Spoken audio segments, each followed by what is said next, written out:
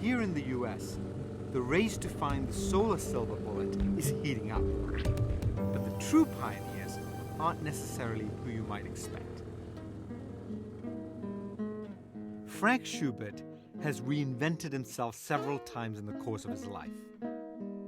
He's been a professional musician, architect. 6 5-foot sections. He's even designed habitats for explorers on Mars.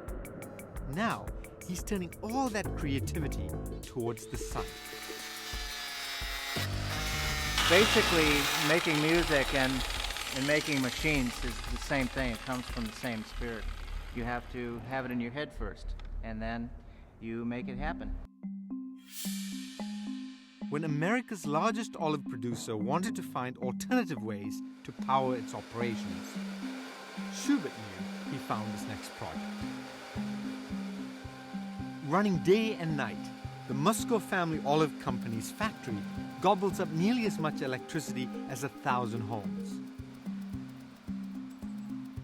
Schubert began by designing a solar thermal array of mirrors, a lot like the one in Spain. The array provided power during the day. The problem, once again, was what to do when the sun didn't shine. Then Schubert had a revelation. He had access to a solar-charged resource that was hiding in plain sight. This factory cans more olives each year than there are people on planet Earth.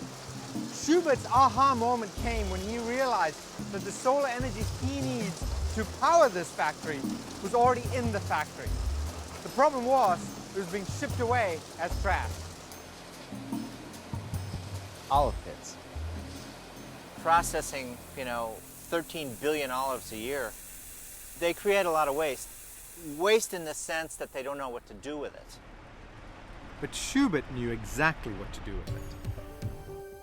Just like the wood in your fireplace, olive pits contain a lot of stored solar energy, which can be burned to generate electricity. With millions of olive pits piling up each day, they provided the perfect renewable energy source, possibly enough to power the entire plant on cloudy days and at night.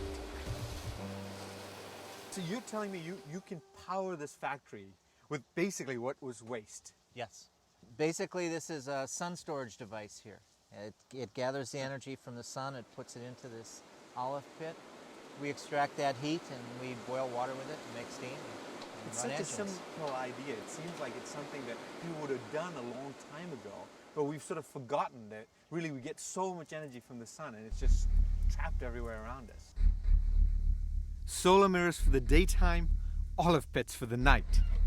It's creative thinking like this that will help us find new ways to keep the electric current flowing.